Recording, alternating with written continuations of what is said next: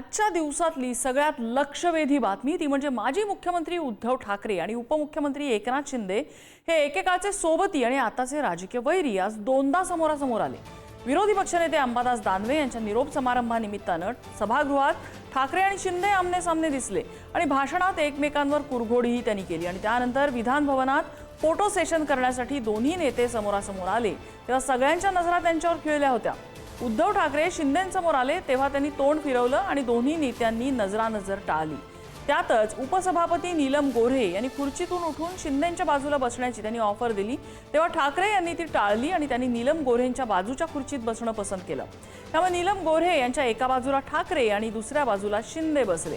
दरम्यान ठाकरे आणि नीलम गोऱ्हे यांच्याशी संवादही साधल्याचं दिसलं। फोटो सेशन सुरू असताना काही वेळाने ठाकरे आले आणि सर्वच उपस्थित नेत्यांना भेटत आले, पण शिंदेंसमोर ठाकरे आले तेव्हा काय घडलं ते पडद्यावरच्या दृश्यातून स्पष्ट होत आहे।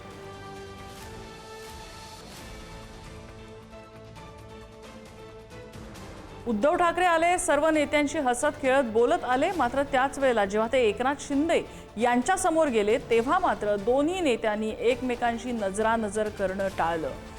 एकनाथ शिंदे आणि उद्धव ठाकरे यांनी एकमेकांशी नजरानजर करणं टाळलं। तिथे नीलम गोऱ्हे बसलेल्या होत्या, त्यांनी उठून आपली खुर्ची उद्धव ठाकरेंना देऊ केली, मात्र उद्धव ठाकरेंनी त्याला नकार दिला आणि नीलम गोऱ्हे यांच्या शेजारच्या खुर्चीत ते जाऊन बसले।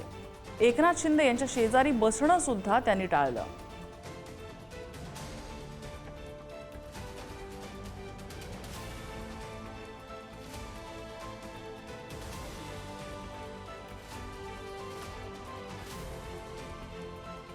त्यामुळे पहिल्या रांगेत जर आपण बघितलं तर मुख्यमंत्री, दोन्ही उपमुख्यमंत्री, सभापती, उपसभापती, विरोधी पक्षनेते पहिल्या रांगेत होते।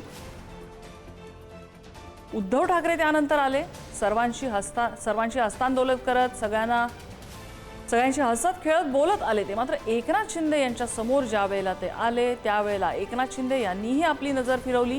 त्यांनी राम शिंदे यांच्याशी संवाद साधत असल्याचं निमित्त केलं, तर उद्धव ठाकरे यांनीही त्यांच्याशी नजरानजर करणं टाळलं।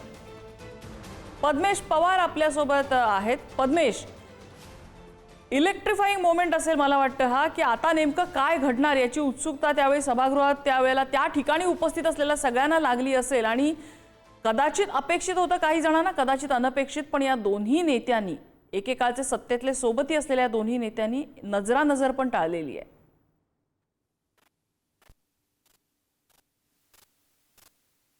विज्युअल कुठेतरी बोलते होते एकनाथ शिंदे त्यांच्यामध्ये नीलम गोऱ्हे, त्याचबरोबर बाजूला उद्धव ठाकरे।